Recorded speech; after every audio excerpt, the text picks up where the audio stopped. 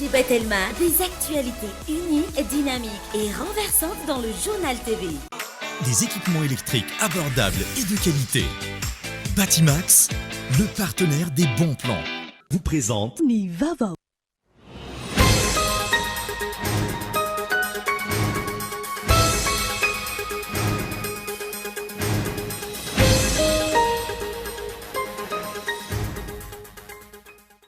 Vitsy mpitsangatsangana tonga tao amin'ny valan-javaboary Tsimbazaza androany milamina araka izany ny teny an-toerana tamin'ny ankabeny tsy nisy ihany koa ny filaharam-be.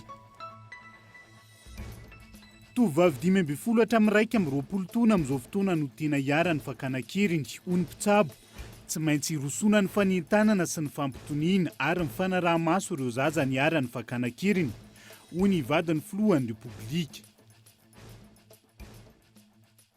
Ny tsy mbola famatoram-bivady no antony voalohany mahatonga ny fisaraha-panambadiana eto amintsika.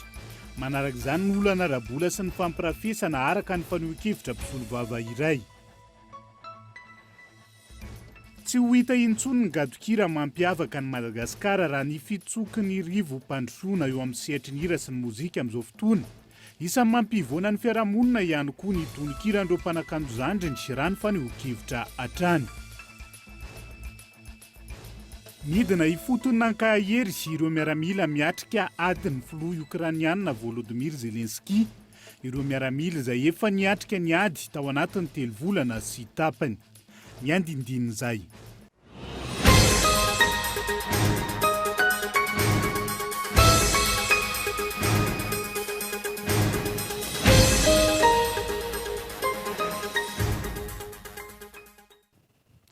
Alatsinainy fahenina ny volana Jona 2022 misaotra na ohatrany ny safidiny fahita lavitra kolo tamin'ity alina ity tonga soa ato anaty fotoana ny fampalalam-baovao amin'ny fiteny malagasy amin'ny mpanajana ihany koa no anasako anao anaraka izany hatramin'ny farany. Avy hatrany dia niako ny fanamariana ny alatsinainy ny Pentecoste no isantarantsika ny fampalalam-baovao. Vitsy mpitsambatsangana tonga tao amin'ny valan-javaboary teny Tsimbazaza androany lamina araka izany ny teny an-toerana tamin'ny ankabeny tsy nisy ihany koa ny filaharam-be. Raha ny lamina androany moa dia niteny ambony no natao fidirana raha toka ny fivoahana teny ambony tamin'ny fidirana teo aloha. Ny alarany avy raha ampitana tamin'ny alatsinainy Paska, vitsy ny mpitsidika tonga tao amin'ny valan-javaboary Tsimbazaza tamin'ity androany ity, raha ny fanazavana ireo tompon'andraikitra. Ialana amin'ny afandosehana nandray fepetrany teo anivon'ny Paska amin'ny toerana hidirana. Androany tsy nisy ny filaharam-be ary avy any ambony no niditra ireo mpitsidika. Pakaty izany fa tamin'ny andro tamin'ny le ary ambany ohatrany hoe mikorotana be fanosika be fa aty ohatra milamina. Ie.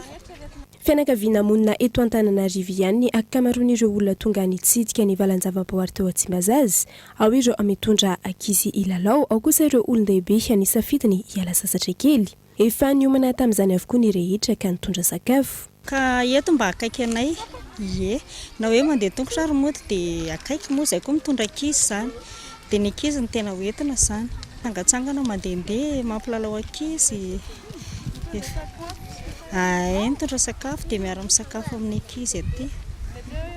Safidy anay eo aty zany aty mba akaikikaiky kokoa anay mola fitondrana zaza re hoe mandeha tomobile lavitra sarotra be retondrana zaza amin'izao satria sakoroka be amin'ny andro fety dia aty mba akaiky anay. Fefakadiny eo zany tongavanay tamin'ny 2 lasa. Ny roa sasany eo zany anay modina ao mitelo satria izay akaikikaiky aty. Efa complet ny sakafo. Anjanona amin'ny 5 000 ihany hatramin'izay dia 5 000 ihany zao. Zao natonga hoe safidy le zazakely zany mbola tsy taty dia mba mijery an'le zava-misy le biby misy eto Madagasikara mba ampiseho anazy ohatr'izao ny karazany zavatra eto Madagasikara. Mampifaly ankizy fotsiny. Zay angamba. Mahafinaritra le mitondra ankizy mitsangatsangana izay. Entiny akaiky sady atoko toerana mahafinaritra sady misy biby, miala dépense. Ho fanajana ny fahadiovana natao maimaimpoana ny afandehanana amin'ireo toeram-pivoahana eo amin'ny valan-javaboary Tsimbazaza, nampitomboana ihany koa ny toerana azo anariana fako ary efa nofaritana ireo faritra azon'ireo mpitsidika hipetrahana. Izay ny mahakasika ny fitsangatsanganana fa fety aman-danonana kosa indray dia nilamina tamin'ny ankabeny ireo fety aman-danonana teto Andrenivohitra sy ny manodidina tamin'ity alatsinainy ny Pentecosta ity. Tratra ny tanjona napetraka ho ny mpikarakara ny hetsika teny amin'ny club nautique Ivato nanaovana ny fanadihadiana. Nafana ny lanonana teto amin'ny club nautique Ivato nandritra ity alatsinainy Pentecote 2024 ity. Tafahoana ny tisiny manina teo amin'ireo mpanakanto sy ny mpakafy tonga hanamaly ny antso.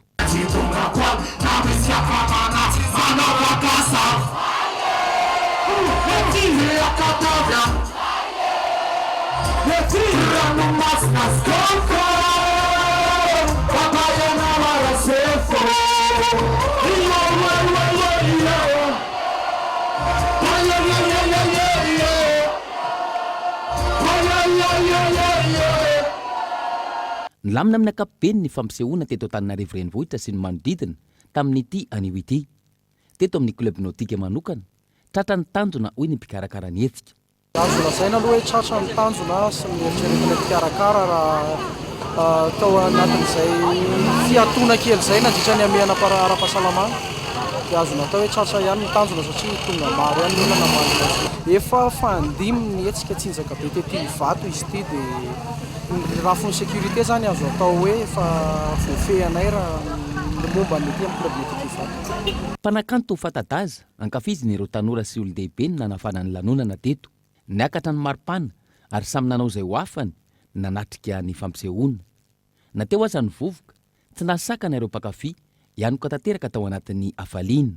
Tsy ny teto amin'ny club nautique ihany, nahitana fifaliana sy fiarahan'ny fety tahaka izao avokoa ireo toeram-pilanonana rehetra manodidina na Antananarivo.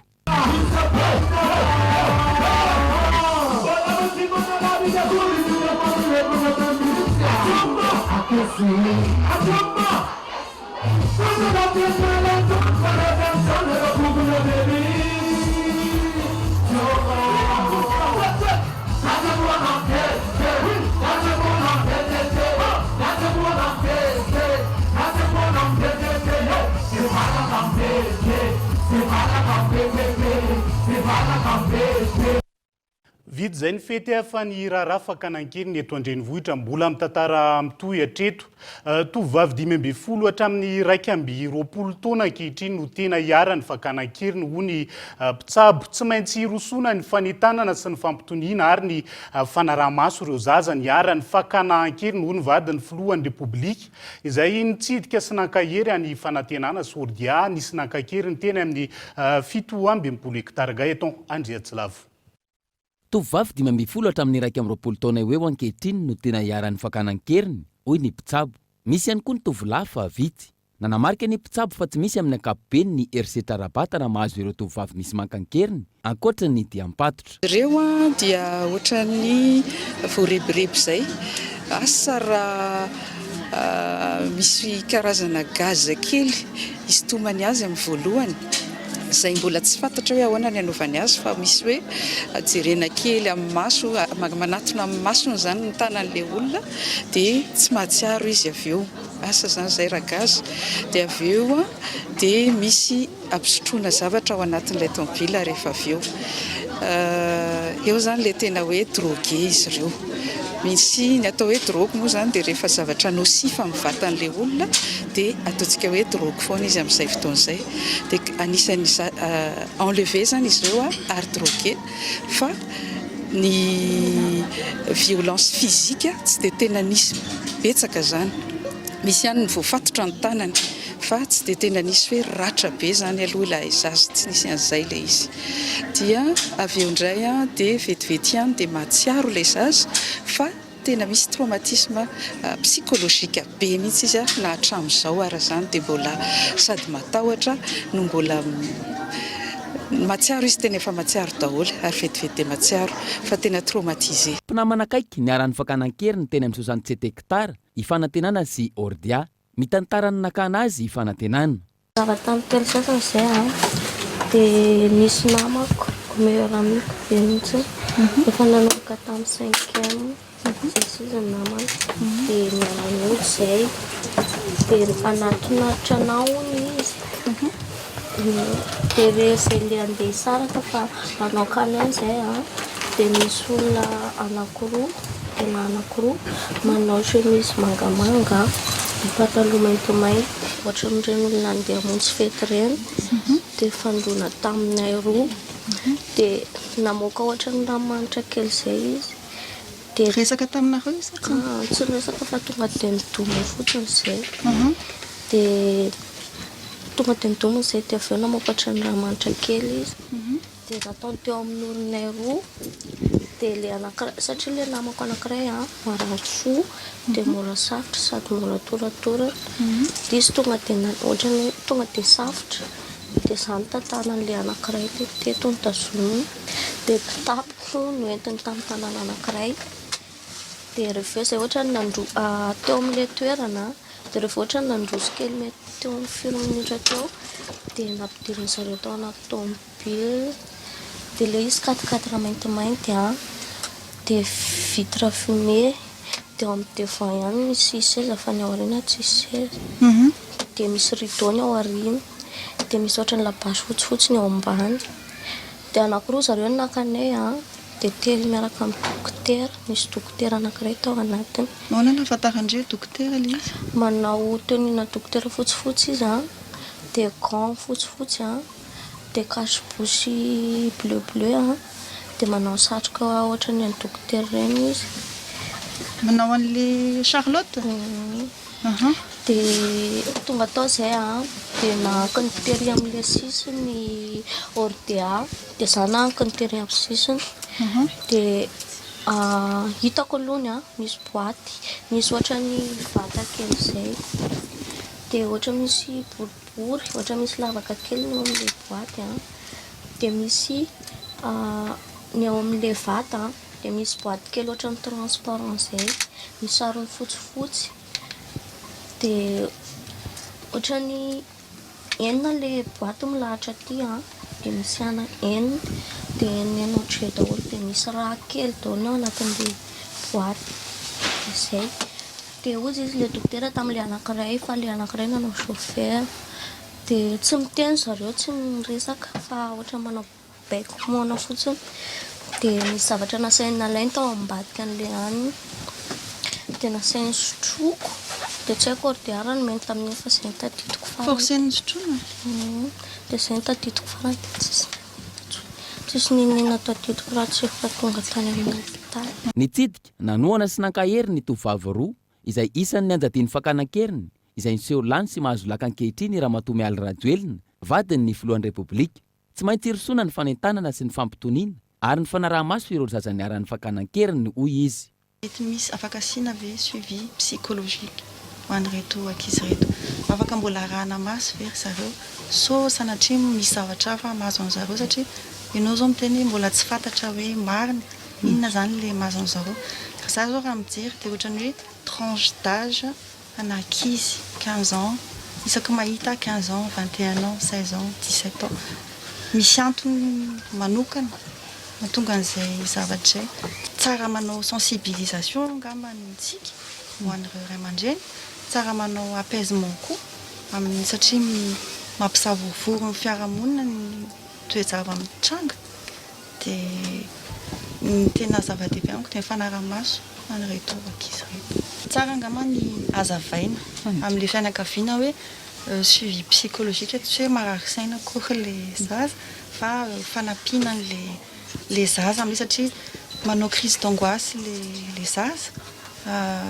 tsy maintsy mampina izy zany hiatrika ny fiainany aoriana izay nahazo an'zareo satria amiko tsy azo ekena ary tsy misendra ny tsirariny reto ankizy reto. Ankoatra ny teny fankahirezana sy ny fanohanana ny fanantenana sy ordia nitondra fanomezana ho azy roavavy Ramatoa Mialy Rajoelina. Nisy ihany koa ny fanafody mampitombo hery fiarovana sy sakafo ara-pahasalamana natolotry ny vadin'ny filohan'ny repoblika azy ireo.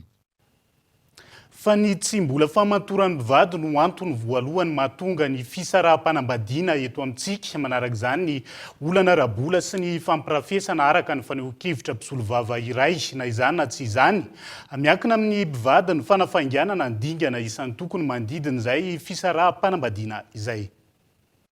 Ny tsy famatorana eo amin'ny fanambadiana no isan'ny mahatonga ny fisaraha-panambadiana, izany fanazavana ireo mpisolo vava nanaovana fanadihadiana manaraka azy avy eo ny olana arabola, eo ihany koa ny fampirafesana eo amin'ny mpivady. Izany eto Madagasikara efa maro ny malagasy no miroso amin'izany ary efa misy ny lalàna mifehy izany. Afaka mangataka ny fisaraha-panambadiana avokoa na ny lahy na ny vavy. Saingy ny vehivavy no maro anisa amin'izany raha ny fanazavana. Manao fangatahana antsoratra fangatahana fisaraha-panambadiana ny iray amin'ny mpivady ka adresena amin'ny monsieur na madame le président du tribunal de première instance amin'ny fitsarana izay ametrahana ny fangatahana. Raha ny eto Antananarivo dia aterina ao amin'ny porte 115 ao amin'ny fitsarana Anosy izany. Dia rehefa mipetraka ny demande dia ampanatsona le ilana dia atao le ataona hoe conciliation.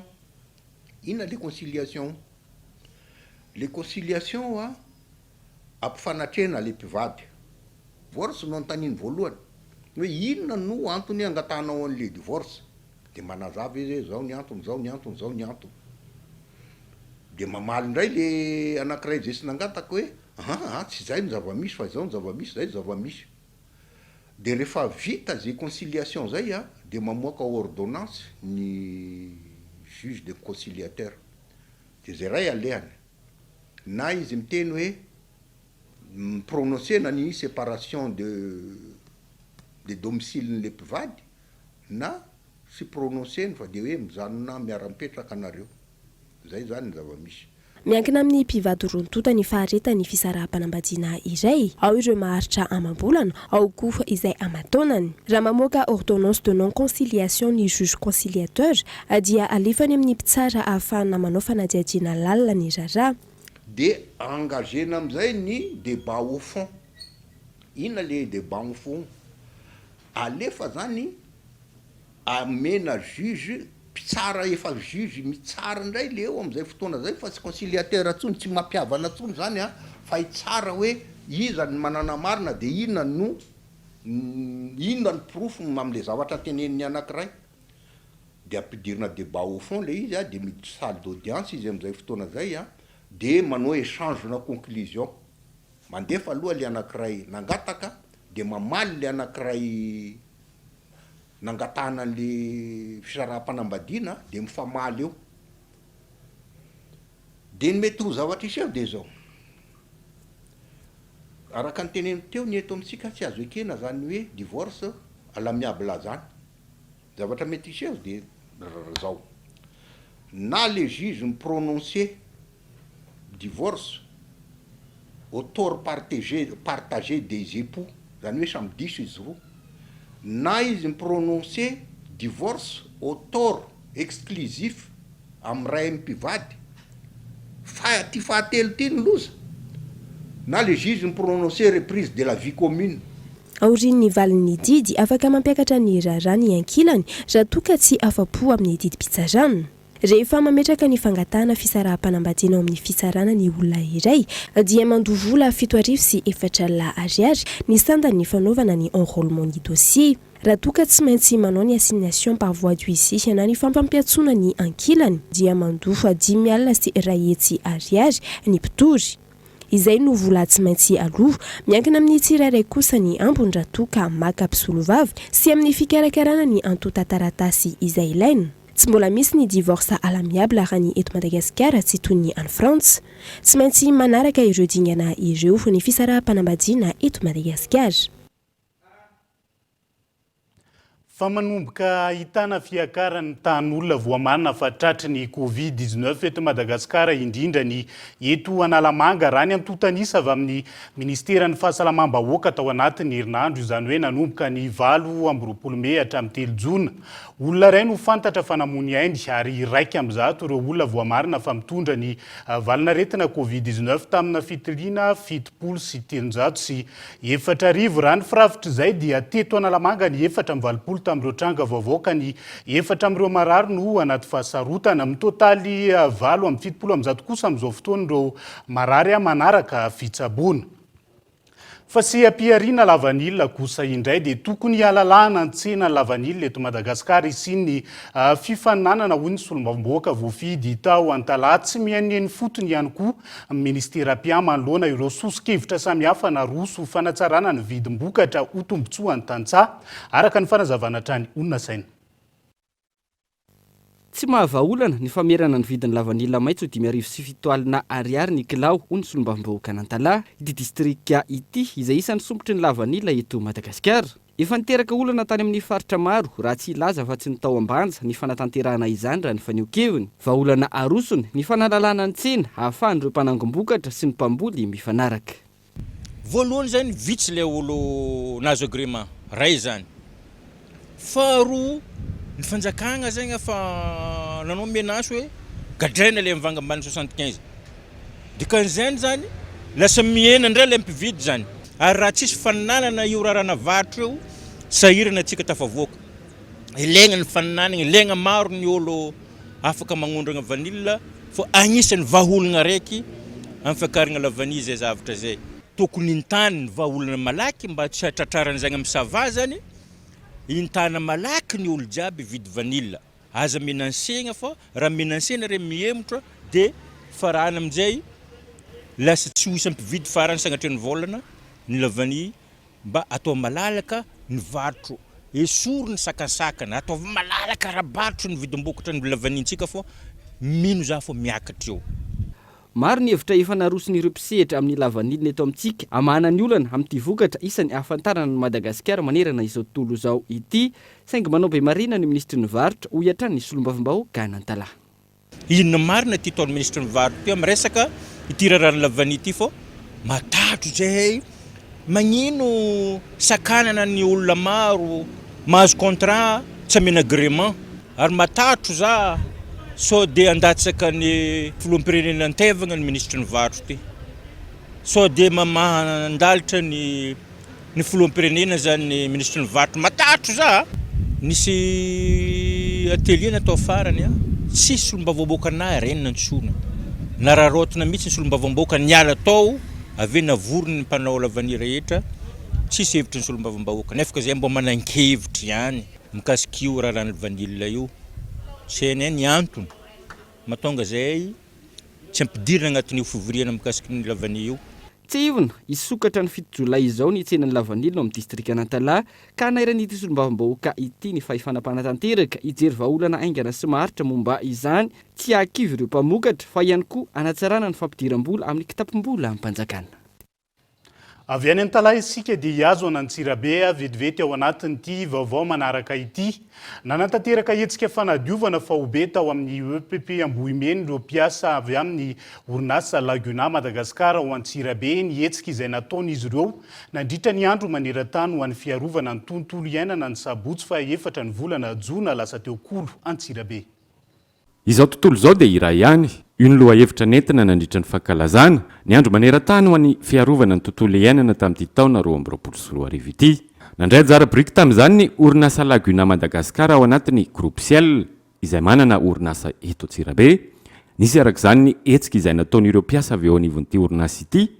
Hetsika fanadiovana fahobe teto amin'ny EPP Ambomena. Niarahana tamin'ireo ray aman-dren'ny mpianatra ary narahana fambolekazo. Maninona moa no ny safidin'ny EPP Ambomena izay efa tao anatin'ny hetsika CSR izay iraisan'ny groupe Ciel ny hetsika CSR ary ny Laguna Madagasikara dia ao anatin'ny groupe Ciel mandray anjara feno amin'izany fanatsarana sy fanamboarana ny EPP Ambomena izany. Ny hetsika androany zany dia fanadiovana ny tokotany niaraka tamin'ireo ray aman-dren'ny mpianatra, mpampianatra ary ny solotena avy amin'ny mpiasa avy eny amin'ny Laguna ihany koa. Tanjon'ny orinasa ny fanampiana ny mpiarabelona eo ihany koa ny fiarovana ny tontolo iainana. Maro ireo hetsika ara-tontolo iainana izay efa nataon'ny orinasa Laguna Madagasikara toy ny fambolekazo sy ny fanatsarana ny toeram-pianarana. Ny amin'ny fiarovana ny tontolo iainana dia misy ny département izay antsoina hoe sustainability ao amin'ny orinasa Laguna Madagasikara. Ao anatin'io département io zany no misy an'izay fitsinjovana ny tontolo iainana izay. Raha tsahivana dia tamin'ny volana marsa izay namboly hazo tany amin'ny faritry Sambaina iny izay ao anatin'ny fanatsarana ny tontolo iainana ihany koa dia nitoizanay amin'ity hetsika androany ity. Ho fanohizana ny fanatsarana izao EPP izao. Raha tamin'ny roa taona lasa dia hitantsika ny endrika zay nisy teto amin'ny EPP Ambomena fa ankehitriny dia efa nisy ny fivoarana ary fanamariana manokana misy solotena avy any ampiasana manao ny fanaraha-maso indroa isan-kerinandro ny zavatra tokony ho amboarina sy ny tokony ho hatsaraina ety amin'ny EPP Ambomena. Toetra ny hetsika fiarovana ny tontolo iainana izay ataony avy eo anivon'ny orinasa Laguna Madagasikara toy natao teto amin'ny EPP Ambomena. Iala sasatra vetivety sika ao anatiny ity doka fohy ity ny makasika ny tohinjo fanekeny mpitatitra eny amin'ny fasan'ny karana ny famondrana azy ireo eny amin'ny tobim-piantsonana Ambohimanambola ny makasika ireny taxi bisikileta ireny ihany koa ampany amin'ny fanadiadiana mbola hoentina aminao rehefa avy eo mandrapitafa vetivety ary.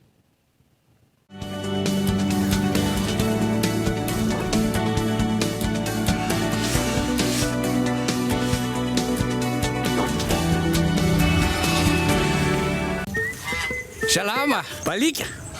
Homme 120 plus. Bah, j'avais. Homme 120 plus. Homme 120 plus. Veloumé. Homme 120 plus, ya. Détecteur de mouvement. Vaovao be, balika homme 120 plus mandeha amin'ny herin'ny masoandro. Jiro antona efatra lehibe, miampy jiro ray mirehitra rehefa mahatsikaritra fihetsehana. Mandeha amin'ny herin'ny masoandro ary afaka mahanana finday farak'izay haingana. Manomboka amin'ny 700 ariary monja isanandro, mandrapafeninao ny vidiny manontolo. Mbalik, mamiratra no avoko. Il existe un super pouvoir que nous avons tous, c'est le rire. Et tous ceux qui en usent nous font du bien. C'est pourquoi nous pensons que nous devons rire plus, car cela rend la vie plus belle. La vache qui rit, parce que c'est meilleur de rire.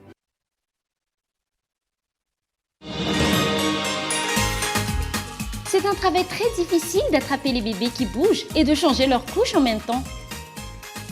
Avec la couche culotte Molfix, changer les couches est maintenant très facile. Je la déchire et l'enlève là où je l'attrape. Je remonte la nouvelle en un instant. J'emballe la couche et la jette. Moi et mes bébés sont heureuses. C'est ainsi que se propage le mouvement de bonheur Molfix. Allez les beaux mamans, essayez la couche culotte pour bébé Molfix. Rejoignez notre mouvement de bonheur. Molfix, grandir heureux.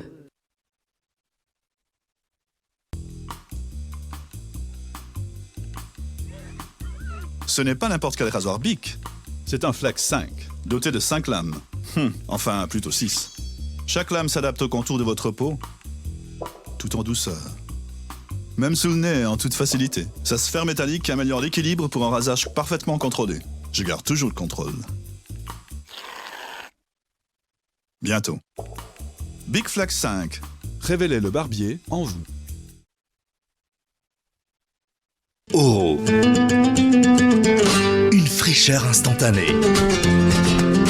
Idéale pour la maison et tous les espaces. Oro. Une efficacité longue durée.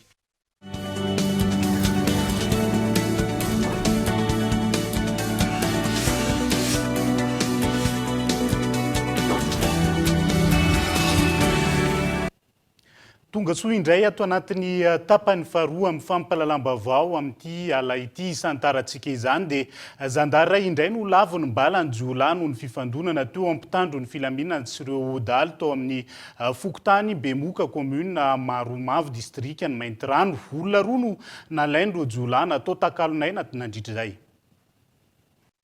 Daly maromaro niaraka tamin'ny fitaovam-piadiana mahery vaika indray no nanafika ny fokon'olona tao amin'ny Fokotany Bemoka ao anatin'ny commune Maromavo district ny Maintirano. Vehivavy iray sy zaza roa no nataon'ireto jiolahy ireto takalonaina nandritra ny fanafian'izy ireo. Nanao fanarahan-dia ny mpitandro filaminana avy amin'ny Gendarmerie-Pirenena taorian'izay sy ny fokon'olona ka raikitra ny fifampitifirana teo amin'ny rodonta. Vokany daly iray no maty ary zandary iray ihany koa no lavony balan'ireto jiolahy ireto. Antony roa no mahatonga ny tsy fandriam-pahalemana raha nambarany be ny tanàna any an-toerana. Le olo zany ao anatin'ny sirkonay le olo nefa commune hafa zany no misy azy. Nefa izy zany ao anatin'ny sirkolo maromavo ara-dalàna nefa izy any amin'ny commune hafa izy mipetraka. Ohatra hoe ao Ambinagny zao any amin'ny commune Vermangy agny izy no mandray ny raha rehetra nefa izy aty amin'ny sirkonay. Faharoa rehefa nisy zany ny hetsika dia tsy fandriam-palema zay natao ny commune valo avaratsy manambaho dia somary nitambatsy zany le ary dia lasa zahay amin'ny sisiny zao ro lasibatra satria fa tsy afaky mitsofoka ampovoany agny reo fa maka fotsiny reo aminay eo amin'ny sisiny eo dia tonga dia hoentiny egny maro hazo ka ho anay zany hafatra tianay ampitaina amin'ny mpitondra fanjakana indrindra reo tompony andraikitra miady amin'ny tsy fandriam-pahalemana dia ny zandary sy ny polisy ary ny miaramila dia mikasika ny maro hazo. Tsy vao androany no ny aina atao anatin'ny tebiteby sy ny fanafian-dahalo ny vahoaka ao ilaina araka zany ny fampitombona isan'ny mpitandro filaminana any amin'ity distrika ity. Ilaina ny fampitombona ny mpitandro ny filaminana raha iny vaovao avany mainty rano iny fa ity indray resaka fanovandravitra eo anivony tafika malagasy miisa 20 ireo commandant de bataillon na vita fiofanana mialohany andraisan'izy ireo ny fibaikona isan'izany ny bataillon vaovao napetraka amin'izao fanovandravitra izao ny bataillon misahana ny resaka fahasalamana miroso kelikely araka izany hoy ny fanazavana ny fanitsiana ny rafitra eo anivony tafika malagasy iadina amin'ny tsy fandriam-pahalemana. Andray avy hatrany toeram-pibaikony ireo commandant de bataillon miisa 20 izay notolorana taratasy fanamarinana ny fahavitan'ny ahafahana mafisana ny fahaiza-manaon'izy ireo. Izany no natao mba ahafahan'izy ireo misehatra avy hatrany eny anivon'ny vahoaka manerana ny nosy ka anafaingana ny ady amin'ny tsy fandriam-pahalemana sy ireo ambana marolafy.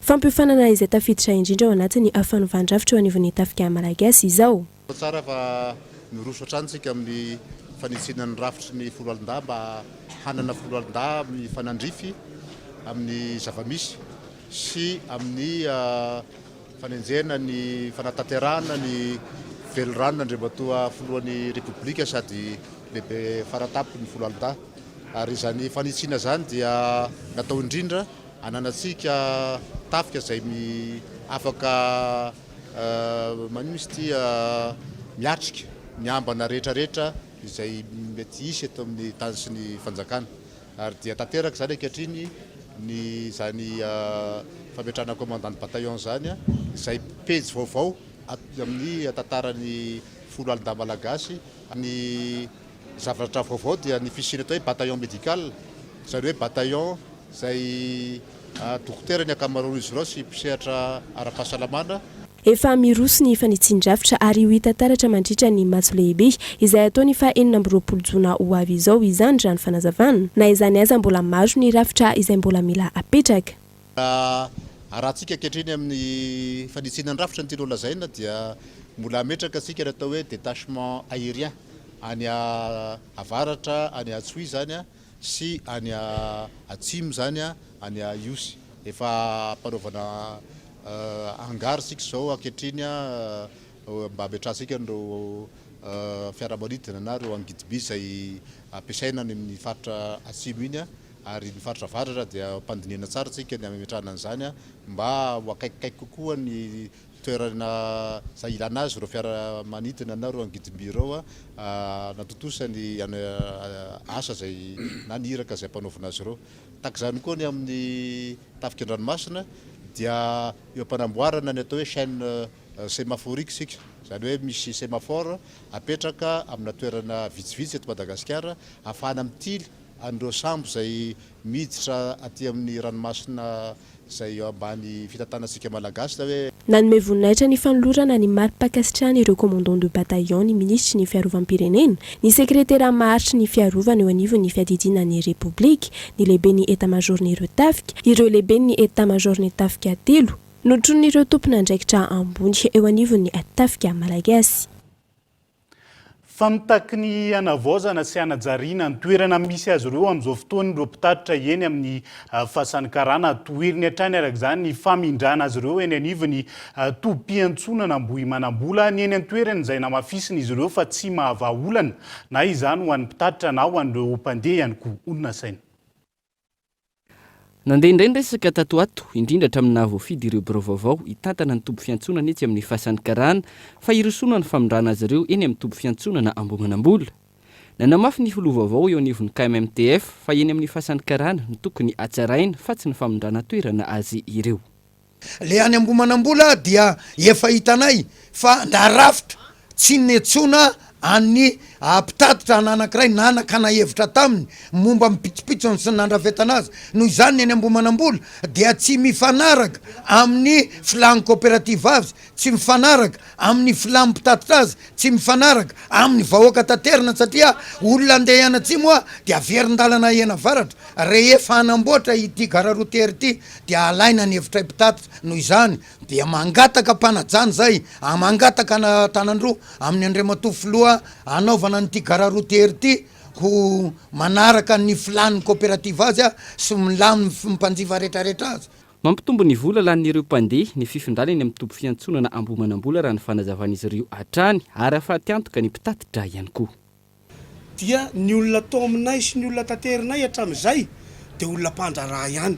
Ireo zany mpanjifanay eto. Zany hoe miala avy any amin'ny faritany izy dia tonga ty Antananarivo dia mividy entana eto amin'ny centre-ville ty Antananarivo.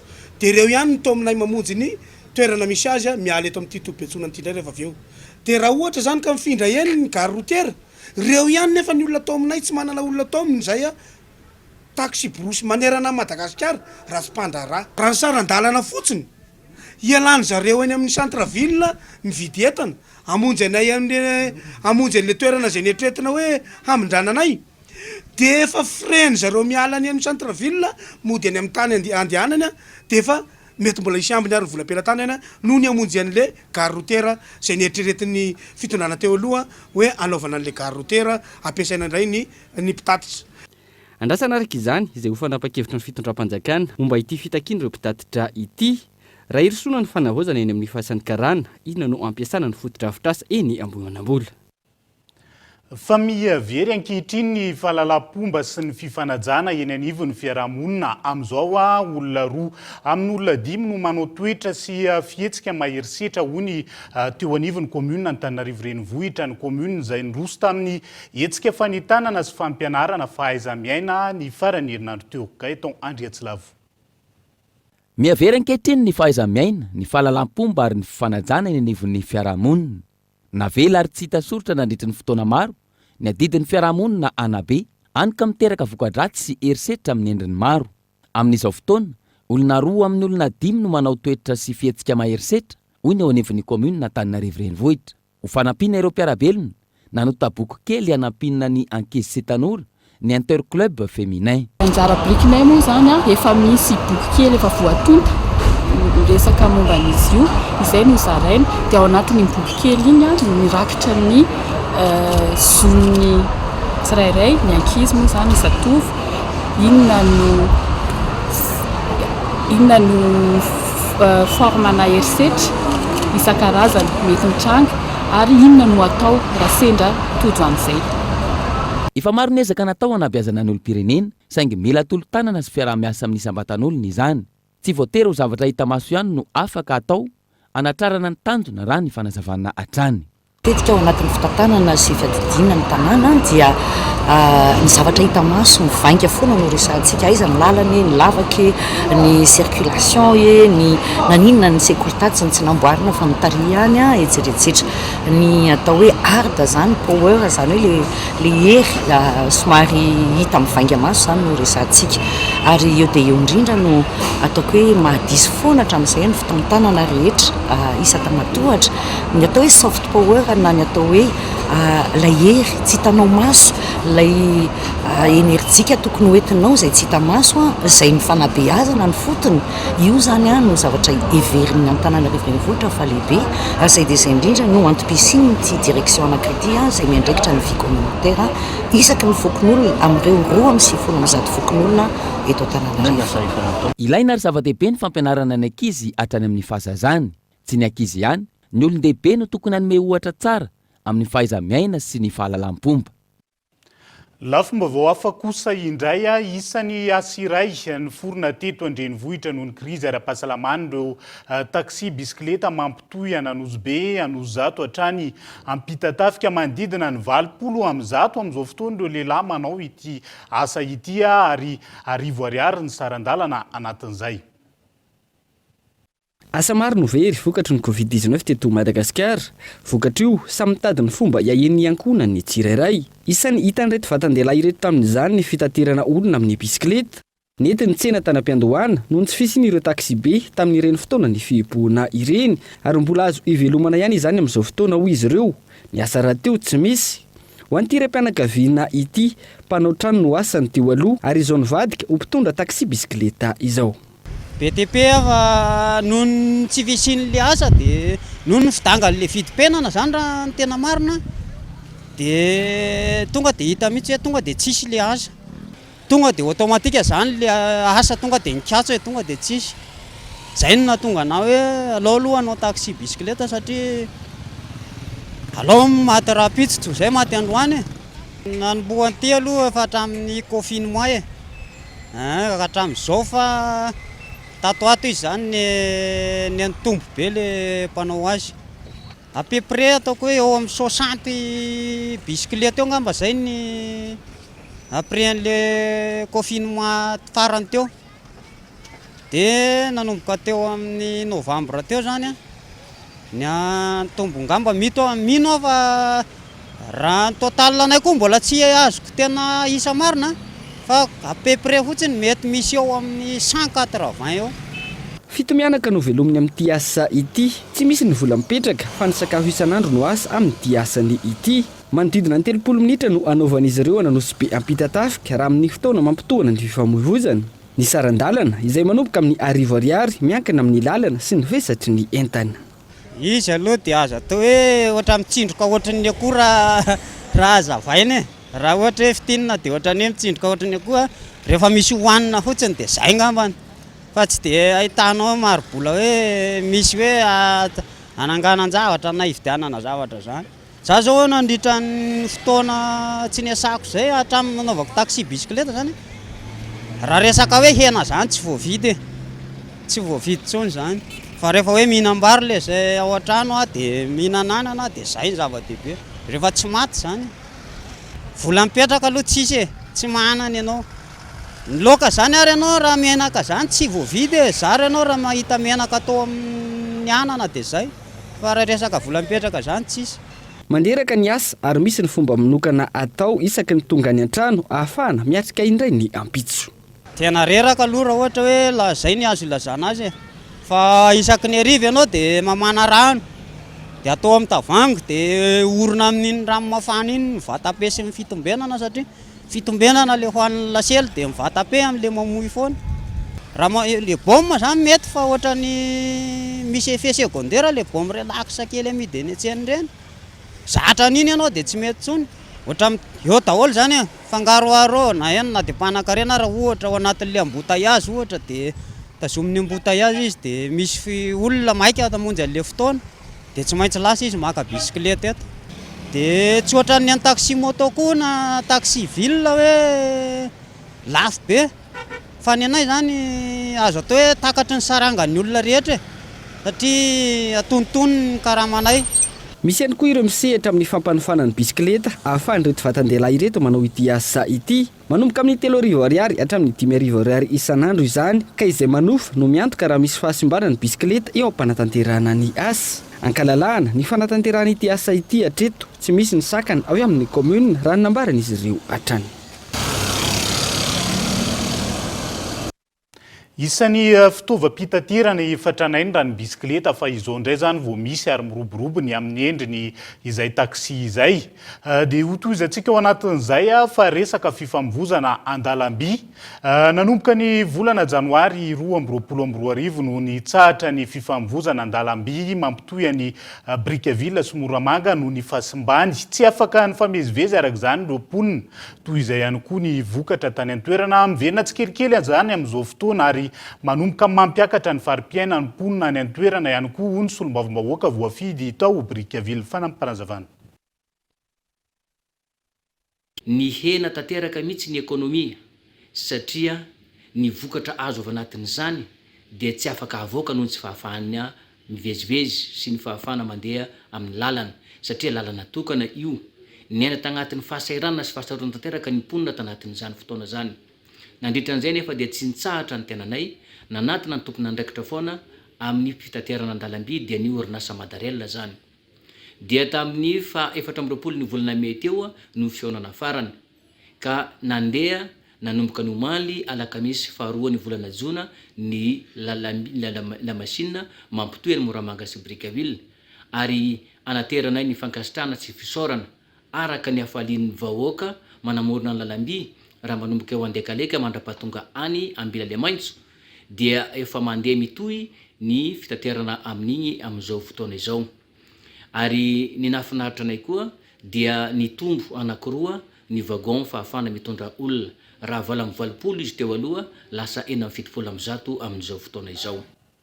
Vaovao mifandraiky amin'ny kolotsaina kosa indray dia iray amin'ireo mpanakanto mbola mitazona sy miangala ny vakodrazana malagasy nitarika Sofia Loharano, mpanakanto iray nivony vakodrazana tsy mihety avy any amin'ny faritra Sofia ao anatin'ny distrikany Bealanana. Makasika azy ireo indray no entina aminao ao anatin'ny ity fanadihadiana manaraka ity.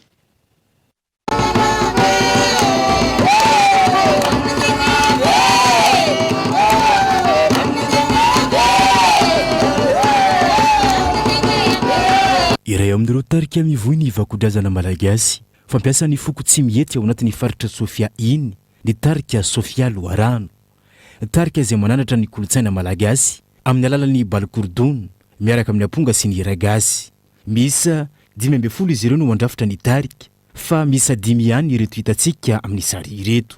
Efa manomboka verivery izany amin'izao fotoana izao ka izay no antony mahatonga ireto tarika Sofia Loharano ireto manamafy ny fivozana atrany izany ragasy ny vakodrazana izany oreharehan'ny faritra. Azagna ny Bealagnana afatagna somary verivery fa zahay mbala nitazogno amin'ny alalan'le fomban-drazagna malagasy talohaka igny mazany mbola tsy nialanay. Le vakodrazagna tegna mangala isaka fety zany amin'ny commune magnerigna districtny Bealagnana mangala zahay amin'ny fikambanana amin'ny alalan'ny vakodrazagna.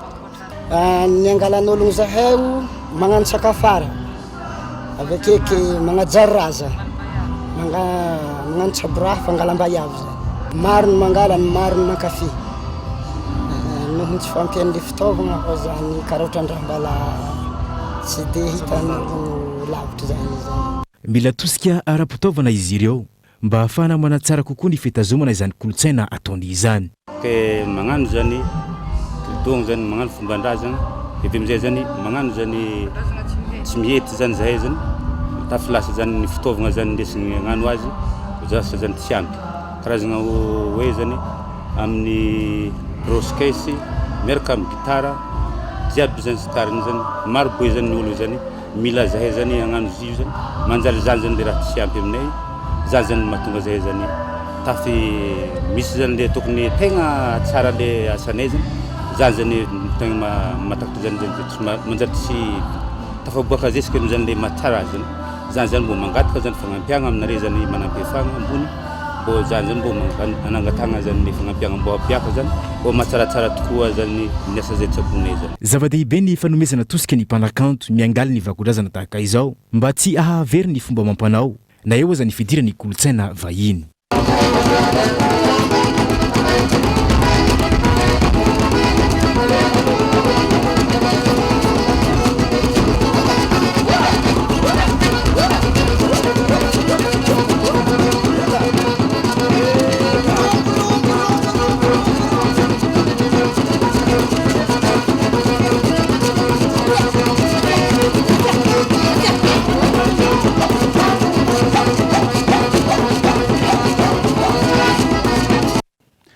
Tsy ny vagodrazana ihany fa gadona malagasy maro no atahorana ho very raha ity fanadihadiana manaraka ity ihany koa.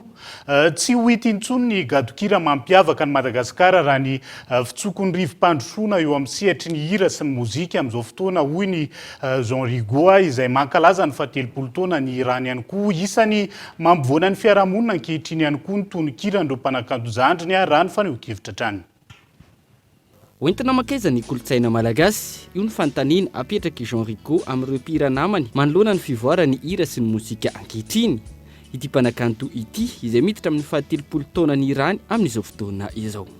Fa amin'izao moa zany fa miazakazaka amin'ny resaka showbiz ka lasa ndesin'le fivoaran'le teknôlôjia efa maro mitaingina ambony mozika zay avy any ivelany hanika le identité an'le kanto mpanakanto gasy zany a lasa ohatrany hoe miavery tsikelikely satria miazakazaka manenjika ny mozika ny any velany zany fa ny mpanakanto taloha tena le mahamalagasy azy zay mivoaka avy any anatiny no zavatra ovoiziny sy avoakany ho an'ny mpakafy zany ary za mietrehitra hoe zay koa zany no mahatonga raha oharina n'le mozika ankehitriny sy ny taloha ny ankehitriny zany a tsy de maharitra kokoa noho le taloha zany a amin'ny lafin'izay hoe zay le kanto malagasy zay a miavery ny gadokira malagasy tsy misy heviny ihany koa ny ankamaroany tononkira ataon'ireo mpanakanto zandriny raha ny fanazavana hatrany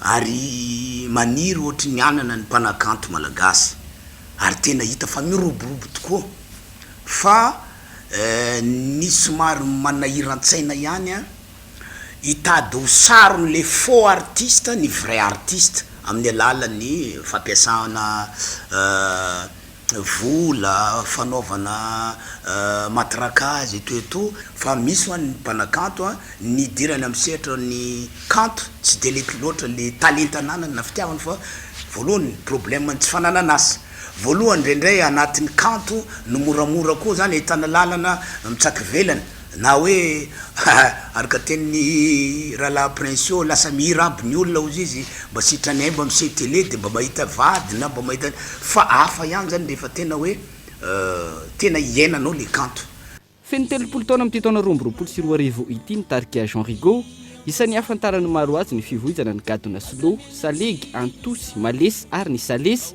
izay gadona notrandrany Jean Rigaud manokana hitambara ny salegy sy ny malesy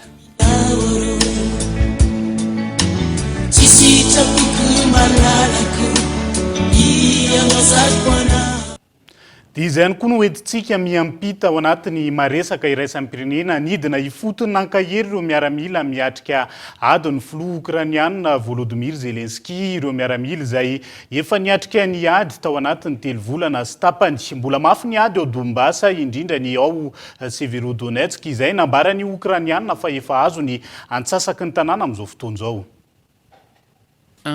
Manakaiky kokoa ny ligne de front ny filoha nandritra ny fidinana ifotony nataony nitafa tamin'ireo miaramila ao Donbass sy Volodymyr tsy nambara mazava ny toerana noho ny tsy ambara telo ny paikady napetraka ny fizotra farany amin'ny ady jery todiky ny fahavoazana nitsidika ireo lehibe nitafika ny filoha anomezana fanantenana ireo mponina ao aminy nandeha tany antsinanana izahay niaraka tamin'ny chef de cabinet ao Soledad matoky ireo olona tsirairay avy miaona tamiko a ireo rehetra ny fandray tanana sy ny fampiresaka tamiko ary nankahireziko nitondra zavatra ho an'ny tafika izahay tsy ho teneniko ny antipiriny nitondra zavatra avy amin'izy ireo ihany koa izahay ary zava-dehibe izany nitondra fahatokisana sy hery izahay kilometatra vitsy miala eo miaina trano ny daroka bomba ataon'ny Russie ny tanànan'ny Severodonetsk tao anatin'ny andro maromaro izay tanjony Moscou ny aka io tanàna io ahafahana mifehy ny faritry Donbass tanjona izay ho sarotra manoloana ny fanoherana ataon'ny Ukraine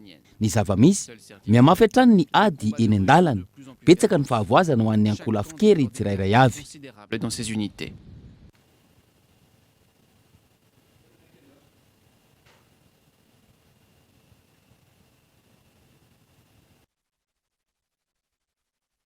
Ilana tsinikely noho izay tsy fatombanan'izay izay rehetra natomboka tsy maintsy ho faranantsika ka hampifaliana hatrany tomboky lahy sy tomboko vavy no hitondrako ny teny fisorana sy ny firarintsoanao nanaraka izany hatramin'ny farany azadimo raha mpitso amin'ny ora mahazatra amin'ny fotoanantsika atao anatiny vaovaony koloatra ny veloma tompoko.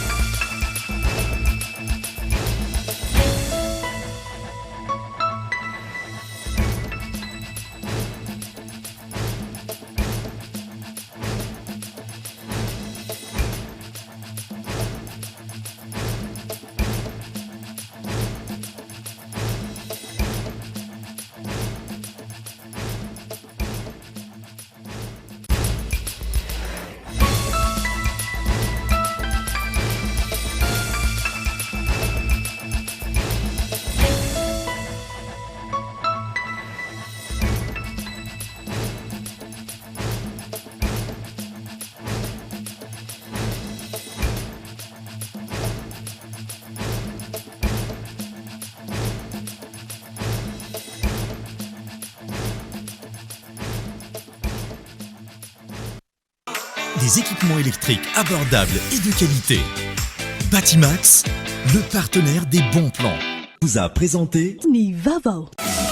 5G Batelma, des actualités uniques, dynamiques et renversantes dans le TV.